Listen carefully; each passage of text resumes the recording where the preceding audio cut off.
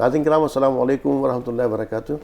تہذیب T V پر آپ سبھی کا استقبال ہے. میں آپ کا میزبان عارف حسن اور آپ دیکھ رہے ہیں ہمارا خصوصی پروگرام راز زندگی ڈاکٹر شفتہ یاسمین کے ساتھ. ڈاکٹر صاحبہ پروگرام میں بہت بہت خیر مقدم.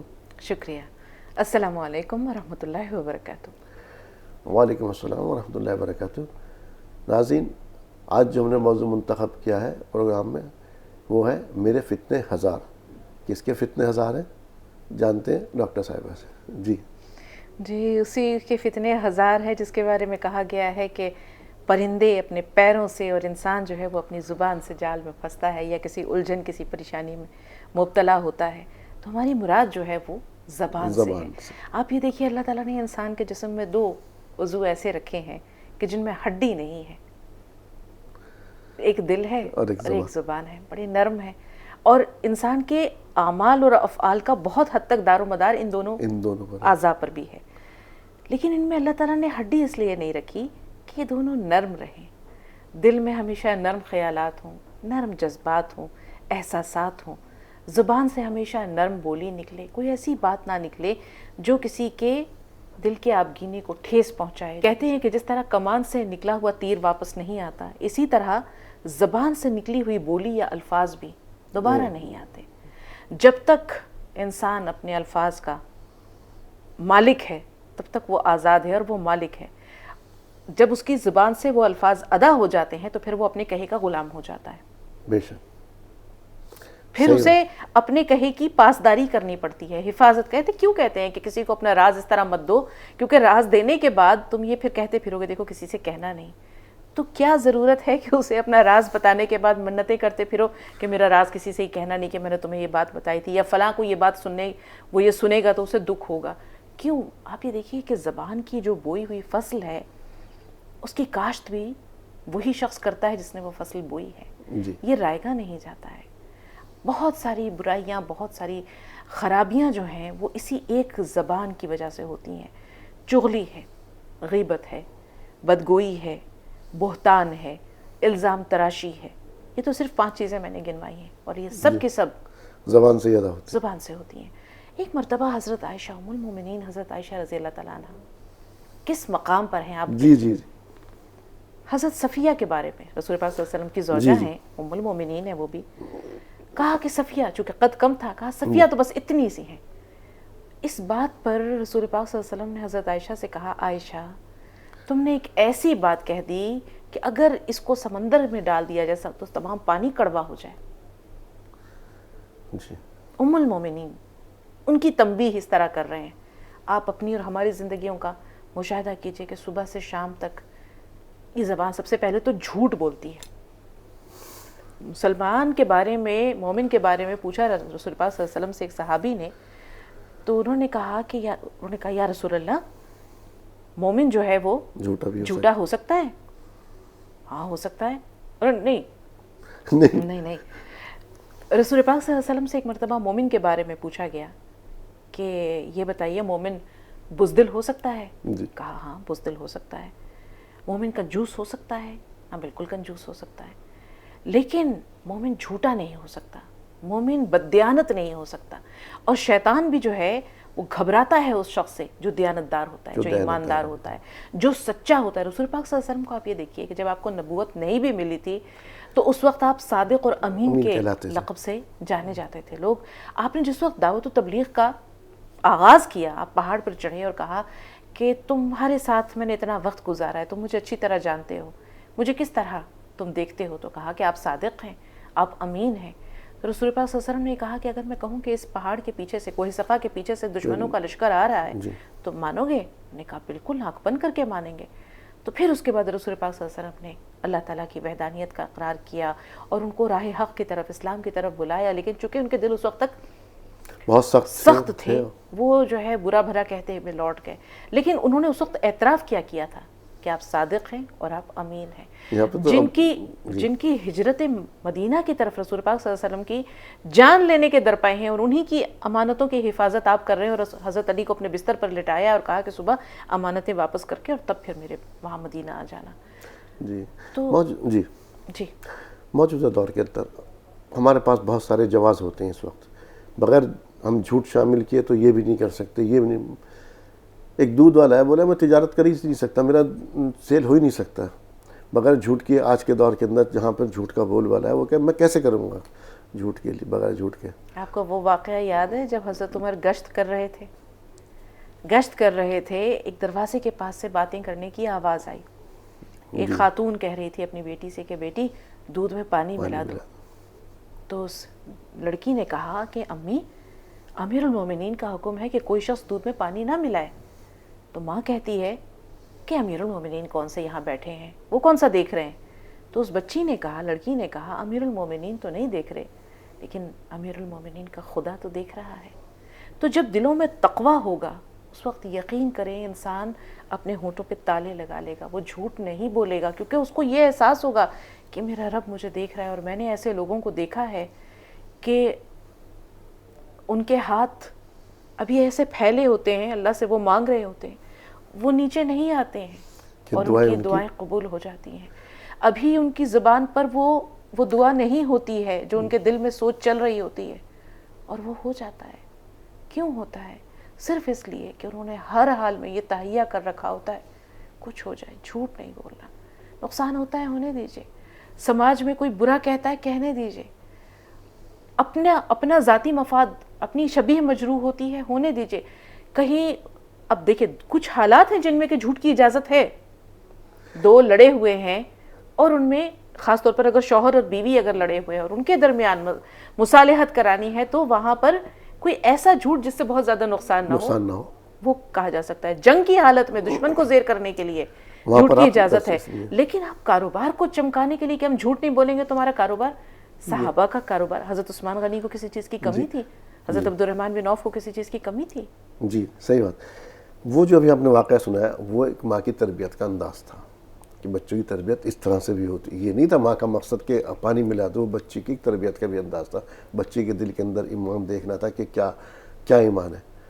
آج کے جو والدین ہیں، جب ہم بچے کی تربیت اس طرح سے کر رہے ہیں، فون بجا بیٹا کہہ دو میں نکل گیا، یا میں بھی کہیں اور ہوں، یا دروازے پر کوئی بیل بجی میں گھر پر نہیں ہوں، کوئی قرض داری مانگنے کے لیے آیا نہیں ہے میرے پاس قرض کی، وہ مہلت بھی نہیں دے رہا، کوئی بات ہے، اس سے آپ بات تو کریں گے. جب آپ بچوں کی تربیت اس نہج پہ کریں گے تو پھر جب بوئے پیڑ ببول کے تو آم کہاں سے پائیں، پھر رونا کس بات کا ہے. یہ تو اپنی بوئی ہوئی فصل ہے نا، تو کاشت بھی کرنی ہے آپ ہی کو. صحیح بات ہے. سیدھا سا فارمولا ہے کہ جب بوئے پیڑ ببول کے، جب لگائے ہیں آپ نے ببول کے پیڑ، تو پھر آپ آم کی توقع کیسے کرتے ہیں؟ اور پھر کل آپ روتے پھرتے ہیں کہ میرا بیٹا جو ہے وہ ناہنجار ہے، ناخلف ہے. ایک جھوٹ کو چھپانے کے لیے آپ کو 70 جھوٹ بولنے پڑتے ہیں. بے شک جھوٹ کے پیر نہیں ہوتے. اور جھوٹ بولنے کے لیے آپ کی یادداشت بھی بڑی مضبوط ہونی چاہیے.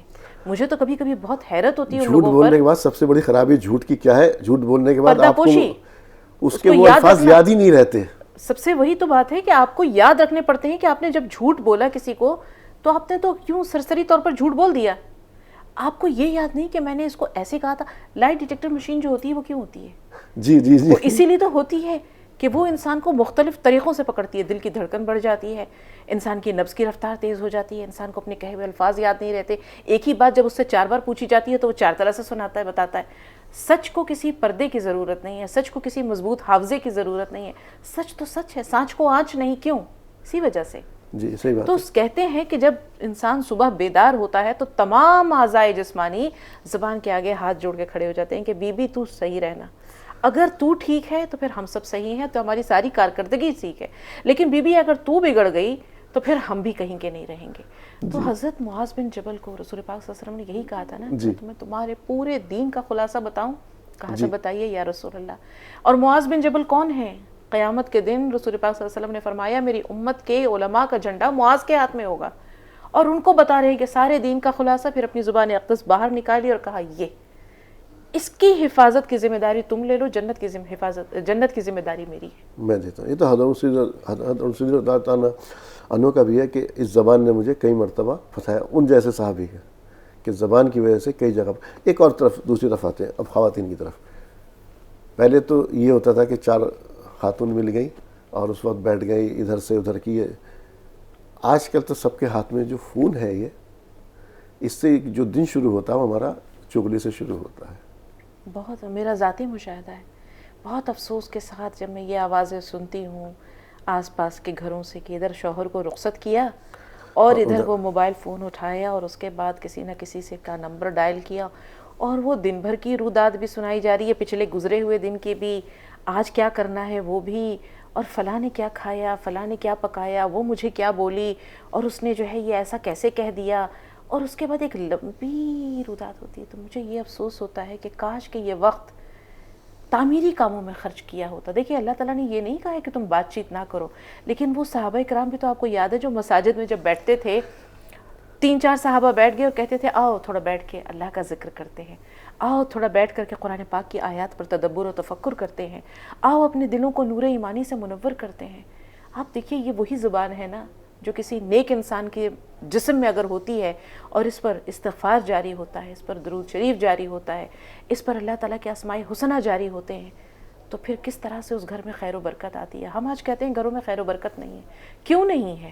کیونکہ ہم نے اس زبان کو آلائشوں میں ڈال دیا، ہم نے اس کو گناہوں کی دلدل میں ڈال دیا ہے، جس زبان پر صرف چغلی، غیبت، بدگوئی اور یہ بیکار کی باتیں ہوں گی۔ موبائل فون برا نہیں ہے، اسی موبائل فون پر اگر آپ دیکھیں تو میں نے ایسے لوگوں کو بھی دیکھا ہے کہ جس دن ان کی چھٹی ہوتی ہے، انہیں آفس نہیں جانا ہوتا ہے، صبح صبح سورہ بقرہ آپ پڑھ نہیں سکتے، آپ سن تو سکتے ہیں، تلاوت میں نے تلاوت گھروں میں دیکھی ہے، میں نے لگا کر کے کچن میں کام بھی ہو رہا ہے، قرآن پاک کی تلاوت بھی ہو رہی ہے، پورے گھر میں اس کے انوار ظاہر ہوتے ہیں۔ آپ یہ دیکھیے اگر بچے دین اسلام کی طرف راغب نہیں ہیں تو جو پتھر پہ پانی پڑے متصل تو بلا شبہ گھس جائے پتھر کس لیے؟ دل کیا پتھر سے زیادہ سخت ہے؟ جب کانوں کے رستے اللہ کا کلام دل میں اترتا ہے تو کہیں نہ کہیں تو وہ لوٹ کر آئیں گے۔ تو ایسے بھی لوگ ہیں جو قرآن پاک کی تلاوت گھر میں لگاتے ہیں۔ میں نے ایسے دکاندار بھی دیکھے ہیں، کیمسٹ ہے میرے گھر کے سامنے، صبح صبح وہ قرآن پاک کی تلاوت اپنے موبائل فون میں لگاتا ہے، اور وہ کبھی کبھی میں دیکھتی ہوں کہ وہ جو 33 آیات ہے منزل، وہ لگائی ہوئی ہے، کبھی جس کو کہتے ہیں سورہ بقرہ لگائی ہوئی ہے، بہت ساری قرآن پاک کی صورتیں اکثر اس کی دکان میں رہتی ہیں، اور مجھے بہت خوشی ہوتی ہے۔ میں جب صبح کسی کام سے دوا لینے یا کسی اور کام سے جاتی ہوں تو میں اس کو ضرور کہتی ہوں اللہ آپ کو جزائے خیر دے، آپ کے اس عمل سے شاید آس پاس کے لوگوں کو بھی ترغیب و تحریص ہو۔ وہ کہتے ہیں یہ تو میرا ذاتی عمل ہے، میری والدہ سنا کرتی تھی اس لیے میں بھی سنتا ہوں۔ کتنی بڑی بات کہی، تربیت یقینی طور اور تربیت کے ساتھ ترغیب و تحریص۔ جی مجھے یہ بات اچھی لگتی ہے، صحیح بات ہے، اوروں کو بھی اچھی لگ سکتی ہے بشرطیکہ کہ اللہ تعالیٰ فطرت سلیم عطا کرے۔ جی جب یہ آپ نے بات کی یا 4 لوگ بیٹھ گئے آپس میں ایک دوسرے کی برائیاں اس طرح، جیسے صحابہ کرام کا تھا کہ ایک بار مسجد نبوی میں تو صحابہ کرام جو تھے وہ کلام پاک کی صحت پہ مذاکرہ کر رہے تھے، تو آپ صلی اللہ علیہ وسلم آئے اور آپ کے چہرے پہ خوشی کے آثار نمایاں ہوئے، تو آپ کس طرح کی بات کر رہے ہیں؟ تو اس طرح سے بولے کیا تمہیں یقین نہیں کہ میں اللہ کا رسول ہوں اور اللہ ایک ہے؟ بولے یقینی طور پر۔ تو آپ صلی اللہ علیہ وسلم نے کہا تو پھر خوشیاں مناؤ، جنت کی ان کو بشارت دی واپس آ۔ اور آج کل کے جو ہمارے مذاکرے یا ہوتے ہیں وہ کس نیچ پر ہوتے ہیں، کس طرح سے ہوتے ہیں؟ آپ صرف عورتوں کی بات نہیں کر سکتے، بہت میں مردوں کی بات کر رہا ہوں۔ میں افسوس کے ساتھ یہی کہوں گی کہ بچے ہوں، بڑے ہوں، بوڑھے ہوں، بزرگ ہوں، اب بزرگ خواتین مردوں کو بھی دیکھا ہے میں نے ہاں کہ وہ دوسرے مردوں کی عیب جوئی کرتے ہیں، نکتہ چینی کرتے ہیں، کردار کشی کرتے ہیں۔ اللہ تعالیٰ نے مرد کو اسی کام کے لیے بنایا تھا۔ اللہ تعالیٰ نے کہتے ہیں کہ بھئی یہ تو عورتوں کے پاس ہے کہ ان کے پاس کوئی کام نہیں ہوتا تو وہ ان بیکار کے مشغلوں سے دل بہلاتی ہیں۔ آپ یہ دیکھیے کہ آج کے دور میں جب ایک دوسرے کے بارے میں اس طرح کی باتیں سننے کو ملتی ہیں یا ایک دوسرے پر فقرے کسے جاتے ہیں، ایک دوسرے پر پھپتی ہوتی ہے یا ایک دوسرے کو برا بھلا کہا جاتا ہے، تو بہت افسوس ہوتا ہے کہ یہ قوم کدھر جا رہی ہے۔ آپ دیکھیں حضرت عثمان غنی کی سیرت آپ کے سامنے ہے کہ وہ کہتے تھے کہ میرا محبوب مشغلہ ہے، جب بھی مجھے فرصت مہیا ہوتی ہے، میسر آتی ہے، میں قرآن پاک پڑھنا۔ تو اللہ تعالیٰ نے شہادت بھی دی ہے ان کو، جام شہادت جب پیا ہے تو ان کا اس وقت وہ کلام پاک گواہ رہا ہے، اور فَسَيَكْفِيكُهُمُ اللَّهُ وَهُوَ السَّمِيعُ الْعَلِيمُ، اس جگہ پر ان کا خون گرا تھا۔ تو جو قرآن کو اپنا دوست بناتا ہے، جو اللہ کو اپنا دوست بناتا ہے، تو پھر وہ بھی تو اس سے جدائی اور مفارقت نہیں برداشت کرتا ہے۔ لیکن ہم نے خود کو کہاں رکھا ہے؟ سب بیکار کے کاموں میں۔ موبائل فون برا نہیں ہے، اس کا استعمال برا ہے۔ گناہ سے نفرت کرو، گناہ گار سے نفرت نہیں کرو۔ شیخ واصف بہت اچھے دانشور گزرے ہیں، اللہ کے ایک نیک بندے ہیں، واصف علی واصف شاہ۔ ان کے پاس ایک شخص آیا اور کہا فلاں شخص بڑا شرابی ہے، اس کی اصلاح کر دیجئے۔ کہا ٹھیک ہے، لے کر آنا میرے سامنے، میرے پاس لے کر آنا۔ وہ اسے لے کر آئے اس کو بٹھایا اور اس کا حال چال پوچھا اور اس کو کھانا کھلایا، چلا گیا۔ اگلے دن وہ پھر آیا، پھر حال چال پوچھا، اسے کھانا کھلایا۔ 1 ہفتے کے بعد وہ روتا ہوا آیا اور کہتا ہے کہ آپ نے کیا جادو کر دیا اس شخص پر، اس نے تو شراب چھوڑ دی۔ کہا جادو میں نے نہیں کیا، جادو میرے اچھے سلوک نے کیا۔ وہ شخص تائب ہو گیا کہ میں وہاں شراب پی کر کیسے جاؤں شاہ جی کے پاس، میں شراب پی کر کیسے جاؤں، وہ مجھ سے اتنی محبت کرتے ہیں، اور ان کی محبت اور ان کے اچھے اخلاق کا نتیجہ یا صلہ میں اس طرح تو نہیں دے سکتا نا کہ میں شراب پی کر ان کے پاس جاؤں۔ اور وہ انہوں نے کبھی نہیں کہا کہ شراب چھوڑ دو، جی کبھی نہیں کہا۔ تو گناہ سے نفرت کیجئے، گناہ گار سے نفرت نہیں کیجئے۔ جی صحیح کہا آپ نے کہ گناہ گار سے نفرت نہ کیجیے۔ ابھی آپ نے جن چیزوں کا ذکر کیا کہ چغلی کا، بہتان کا، یہ کتنے بڑے گناہ ہیں، یہ بھی ذرا بیان کیجیے۔ ان کا جو ہماری زندگی پر جو اثرات ڈالتے ہیں وہ تو ہوتے ہی ہوتے ہیں ان کے۔ دیکھیے یہ تمام چیزیں وہ ہیں جو انسان کی معاشرتی زندگی کو متاثر کرتی ہیں۔ چغلی سے کیا مل جاتا ہے آپ کو؟ آپ نے کبھی کسی کو، زندگی تو ہوگی، اخروی زندگی تو ختم ہو اخروی جائے۔ کی طرف بھی ہم جائیں گے، پہلے تو آپ نے معاشرت میں جب بیج بونا ہے نا، اس کی فصل آپ نے آخرت میں کاٹنی ہے، تو بھی ہم پہلے بیج بو رہے ہیں۔ آپ نے دیکھا ہے کسی انسان کو چیونگ گم کھاتے ہوئے؟ کیا مل جاتا ہے چیونگ گم کھا کے؟ کچھ نہیں ملتا ہے نا، صرف آپ جانوروں کی طرح جگالی کرتے ہیں، جبڑے ہلتے رہتے ہیں۔ یہی اگر آپ یہ وقت کسی ذکر میں لگا دیں۔ ہمارے ایک استاد تھے، اللہ تعالیٰ درازی عمر عطا کرے، اگر وہ حیات ہیں، اور اگر نہیں ہیں مجھے نہیں معلوم ان کے بارے میں، بہت بچپن کی بات ہے، جب 3rd اور 4th میں پڑھا کرتی تھی، اور یہ بھی کویت میں تھی۔ تو وہ ہمیں، ہمارا جب سبق مکمل ہو جاتا تھا اور آخری 10 منٹ رہتے تھے، تو ہم سب کو کہتے تھے چلو بچوں سب مل کے جنت میں ہم پیڑ لگاتے ہیں۔ اور ہم بڑے حیران ہوتے تھے کہ یہ جنت میں پیڑ، پوچھا ایک دن کسی نے کیسے؟ بولے آج سے ہی شروع کرتے ہیں۔ انہوں نے کہا ڈیسک پر اپنا ہاتھ یوں رکھیں اور اس پہ اپنی پیشانی رکھ کے جھک جائیے ڈیسک پر سب کے ساتھ، اور سبحان اللہ 100 بار پڑھنا ہے، الحمدللہ پڑھنا ہے، اللہ اکبر پڑھنا ہے، پہلا کلمہ پڑھنا ہے، بہت سارے اذکار بتائے۔ کہا کہ آپ کو پتہ ہے آپ ایک بار سبحان اللہ پڑھیں گے جنت میں 1 پودا لگ جائے گا، الحمدللہ ایک بار پڑھیں گے 1 پودا لگ جائے گا، تو آپ کتنے پیڑ لگا لیں گے، کتنے پودے لگا لیں گے آپ؟ ان کا معمول تھا۔ آپ یہ دیکھیں تربیت کس نہج پر ہو رہی ہے۔ یہ وہ وقت بچوں کے ساتھ گپے مار کے بھی تو گزار سکتے تھے نا، چلو بھائی فلاں بتاؤ تم بڑے ہو کے کیا بنو گے، کون سا کرکٹر اچھا ہے، کون سا ایکٹر اچھا ہے، کون سا فلاں، بہت ساری باتیں ہو سکتی تھی۔ لیکن انہوں نے کیا کہا؟ بچے کو صحیح تربیت اور اخروی نجات کی طرف لے کر آئے۔ اخلاق کی تعمیر اور تشکیل، فرد بچہ جو ہے یہ ایک نا تراشیدہ ہیرا ہے، بالکل اس کو تراشا جاتا ہے نا، اس کو تراشا جاتا ہے، تو تراشنے والے کو آپ دیکھیں کہ وہ کیسا ہے۔ تو بات کہاں سے نکلی تھی اور کہاں پہنچ گئی؟ بات یہ تھی کہ ہاں یہ کتنے بڑے نقصانات ہیں، چغلی ہے، چاہے غیبت ہے، چاہے بہتان ہے۔ آپ یہ دیکھیں رمضان مبارک میں 2 خواتین آئیں رسول پاک صلی اللہ علیہ وسلم کے پاس لائی گئی کہ ان کی حالت بڑی خراب ہے، جاں بلب ہیں، تو رسول پاک صلی اللہ علیہ وسلم نے کہا ان کے آگے برتن رکھو، رکھا گیا برتن، کہا قے کرو، انہوں نے قے کی، اس میں سے گوشت کے چیچڑے نکلے۔ انہیں کہ وہی روزے کی حالت میں ہم نے تو گوشت کھایا ہی نہیں۔ کہا تم نے اپنے فلاں بھائی کی، فلاں کی شخص کی غیبت کی ہے نا، تو کسی کی بھی غیبت کرو تو اپنے بھائی کا گوشت کھانے کے مترادف ہوتا ہے، تو یہ جو گوشت کے ٹکڑے تم دیکھ رہے ہو یہ غیبت ہے۔ تو آپ یہ دیکھیں کہ ہم کہاں جا رہے ہیں۔ اچھا ایک بات اور ہے، نیکی کرنا بہت مشکل ہے، بڑے مشکل سے نیکیاں ہوتی ہیں، لیکن ان کو برباد کرنا چٹکی کا کام ہے۔ ایک نیکی کے بدلے میں آپ کی 70 نیکی، ایک گناہ کے بدلے میں آپ کی 70 نیکیاں ضائع ہو جاتی ہیں۔ بالکل صحیح بات ہے۔ اور ایک نیکی کرنے میں کتنا وقت لگتا ہے، آپ اس نیکی کا ارادہ کرتے ہیں تب تو اللہ تعالیٰ سب سے پہلے تو آپ کو توفیق دیتا ہے، اللہ آپ کو نیکی کی توفیق دیتا ہے، تب آپ نیکی کرتے ہیں۔ نیکی کی توفیق ملنا یہ خدا کا فضل و کرم ہے، نیکی کا ارادہ یہ آپ کے قلب سلیم سے ہے، نیکی یا ذکر کا کرنا آپ کی زبان سے یہ بھی اللہ تعالیٰ کی توفیق کے بغیر بہت مشکل ہے، آسان نہیں ہے۔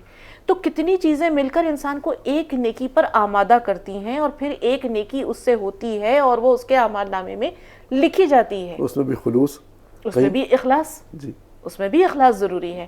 اگر ریا ہے ذرا سا بھی رائی کے دانے کے برابر تو وہ نیکی باطل ہے، وہ بھی باطل ہو گئی۔ ایک اور طرف مذاق، اس زبان سے جو مذاق ہوتے ہیں نا، 4 لوگ بیٹھ کے وہ مذاق کرنے کا جو انداز ہوتا ہے، حالانکہ ایک تو دیکھیں مذاق کے بھی 2 روپ ہے، ایک وہ مذاق ہے جس سے کسی کا کوئی نقصان نہیں ہوتا، کسی کی کردار کشی نہیں ہو، اس کے دل کو تکلیف نہ ہو۔ ایک بوڑھی عورت رسول پاک صلی اللہ علیہ وسلم کے پاس حاضر ہوئی، اور کہا یا رسول اللہ میرے لیے دعا کیجئے کہ اللہ تعالیٰ مجھے جنت میں جگہ دے. تو رسول پاک صلی اللہ علیہ وسلم نے فرمایا بوڑھی عورت جنت میں نہیں جائے گی. اب اس عورت نے یہ سنا, وہ دھاڑی مار مار کے رو رہی ہے. تو رسول پاک نے کہا کہ ارے بوڑھی عورت جنت میں نہیں جائے گی, وہ جوان ہو کر جنت میں جائے گی. تو وہ کہنے لگی, رسول پاک کو جھولی پھیلا کے دعائیں دینے لگی کہ یا اللہ, رسول پاک کو کہ یا آپ کو اللہ سلامت رکھے, اور بہت ساری دعاؤں سے اس نے نوازا. تو رسول پاک نے یہاں جو اس کے ساتھ مذاق کیا اس کا مقصد دل آزاری نہیں تھا, تفریح طبع تھا. حضرت علی کرم اللہ وجہہ رسول پاک صلی اللہ علیہ وسلم کھجوریں کھا رہے تھے. رسول پاک صلی اللہ علیہ وسلم جو ہے وہ کھجوریں کھا لیتے تھے اور گٹھلیاں جو ہے وہ حضرت علی کی طرف رکھ دیتے تھے. اب حضرت علی کے پاس جو ہے وہ گٹھلیوں کا انبار لگ گیا, ڈھیر سا لگ گیا ادھر, رسول پاک کے پاس نہیں ہے. تو انہوں نے کہا صحابہ اکرام سے کہ دیکھو علی نے کتنی کھجوریں کھا لی. تو کہتے ہیں کہ ہاں رسول اللہ میں نے کھجوریں تو کھا لی ہیں, لیکن آپ تو گٹھلیوں سمیت کھجوریں کھا گئے. اس میں کسی کی کردار کشی ہے؟ اس میں کسی کی دل آزاری ہے؟ اس میں کسی کا کسی بھی طرح کا کوئی نقصان ہے؟ نہیں ہے. تو یہ تفریح طبع ہے. اللہ تعالیٰ نے یا اسلام نے خوش طبعی کو منع نہیں کیا ہے, لیکن ایسا مذاق جس میں لینے کے دینے پڑ جائیں, کسی کی جان کے لالے پڑ جائیں, کسی کی عزت پر حرف آئے, کسی کی بدنامی ہو, کسی خاص کا طور سے یہ آپ کو معذرت روک رہا ہوں, اپریل فول اس پر جو کیا جاتے ہیں مذاق, اور اتنے بھدے مذاق ہوتے ہیں, تو مذاق کا طریقہ ہوتا ہے. آپ یہ دیکھیے کہ اس اپریل فول کی بھی تاریخ مسلمانوں کے سانحے سے جڑی ہوئی ہے. پھر یہ مسلمان کیوں نہیں جو ہے وہ ہوش کے ناخن لیتے ہیں؟ کبھی تاریخ کے اوراق پلٹ کے دیکھیں کہ یہ اپریل فول کی روایت آئی کہاں سے. جس طرح سے اسپین میں مسلمانوں کے ساتھ کچھ تو خون کیا گیا, خون کی ندیاں بہائی گئیں, اور جو بچے کھچے مسلمان ادھر ادھر چھپے ہوئے تھے, اعلان ہوا کہ بھئی ان مسلمانوں کو ایک جگہ جمع ہو, ان کو ہم سمندر کے راستے کسی ان کے اسلامی ملک میں بھجوا دیں گے. تو وہ تمام مسلمان جو اپنا حلیہ بدل کے, اپنی پہچان, اپنی شناخت بچا کر کے چھپے ہوئے تھے ادھر ادھر, وہ سارے اس میدان میں جمع ہوئے ساحل پر, اور ایک جہاز میں انہیں بھر کے اور وسط سمندر میں جا کے اس جہاز کو ڈبو دیا گیا. اور ان لوگوں نے بہت خوشیاں منائی عیسائیوں نے کہ آج ہم نے مسلمانوں کو پھول بنایا, بے وقوف بنایا. تو کیا آپ اپنی تاریخ کا, اپنے اسلاف کا خود مذاق اڑاتے ہیں؟ موجودہ دور میں تو یہ لگ رہا ہے معلوم ہی نہیں ہم کیا کر رہے ہیں. تو کیوں کیا اس قوم میں, حضرت لوط علیہ السلام نے یہی کہا تھا نا کہ کیا اس قوم میں کوئی شخص بھی ہوش مند نہیں ہے؟ جب وہ نوجوان لڑکوں کی شکل میں فرشتے آئے تھے اور ان کی قوم جو ہے وہ دوڑی تھی, لپکی تھی ان کی طرف, اور انہوں نے روکا تھا, تو انہوں نے یہی کہا تھا نا کہ اس قوم میں کوئی رجل رشید نہیں ہے, کوئی ہوش مند نہیں ہے, کوئی دانش مند نہیں ہے جو ابھی بھی ان کو سنبھالے, ان کو ہوش کے ناخن لینے پر مجبور کرے. کیوں؟ تو جب یہاں اس حمام میں سب ننگے ہیں تو وہاں کون کس کو شرم دلائے؟ صحیح بات ہے. ناظرین, زبان کی حفاظت کیجیے. ایک بات اور, افسوس اس بات پر ہوتا ہے کہ اس سماج میں, ہم مسلم معاشرے کی بات کرتے ہیں, تو بڑے پیمانے پر ایسے لوگ ہیں جو ان کو یہ سمجھتے ہیں کہ یہ روشن خیالی کی دلیل ہے, یہ ماڈرنزم ہے, یہ جو لوگ اگر اس چیز سے روکتے ہیں تو کہتے ہیں کہ یہ تو بیچارے پرانے خیالات کے لوگ ہیں, فرسودہ خیالات کے لوگ, رجعت پسند ہیں, دقیانوسی سوچ رکھتے ہیں, اور ہم جو ہیں ہم مغرب کی تقلید میں قدم سے قدم ملا کر ان کے ساتھ, ہم کلچر کا حصہ ہیں, ہم نئی روشنی کے مظہر ہیں, ہم ان کے علمبردار ہیں. تو اس کو وہ اس بات سے تعبیر کرتے ہیں کہ ہم جو ہیں وہ روشن خیال ہیں, اور ہم جو ہیں وہ پرانی سوچ نہیں رکھتے ہیں, ہم وقت کے ساتھ شانہ بشانہ قدم سے قدم ملا کر چلنے والے لوگ ہیں. تو ناظرین, زبان کی حفاظت کیجیے, اور کہتے ہیں کہ تلوار کا زخم بھر جاتا, زبان کا زخم نہیں بھرتا. ابھی شفتہ صاحبہ نے بہت تفصیل سے بہت ساری باتیں بتائیں. یہ سوچیے ہم نے دن بھر جو باتیں کی ہیں, ہم نے کیا پایا کیا کھویا, سوائے اپنے اعمال نامہ سیاہ کرنے کے علاوہ. کوئی ہم نے اس طرح کی بات بھی کی, کسی کو نصیحت بھی کی ہے؟ کتنے ہم لوگ میں سے ایسے ہیں جو اگر کوئی کسی کی برائی کر رہا ہے, چغلی کر رہا ہے, کہ روک دیتے ہیں اس کو کہ نہ کرو, چغلی نہ کرو. تو زبان کی حفاظت کیجئے, یہی آپ کی جہنم میں بھی لے جائے گی اور یہی آپ کی جنت کا بھی باعث بن سکتی ہے. ایک چھوٹی سی بات, کسی نے بڑی خوبصورت بات کہی ہے کہ کھانے میں اگر زہر ملا دیا جائے تو بچنا ممکن ہے.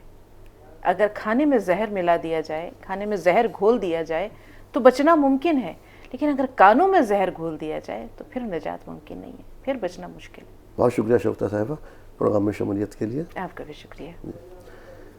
تو ناظرین, اسی کے ساتھ اپنے میزبان کو دیجیے اجازت. السلام علیکم ورحمۃ اللہ وبرکاتہ.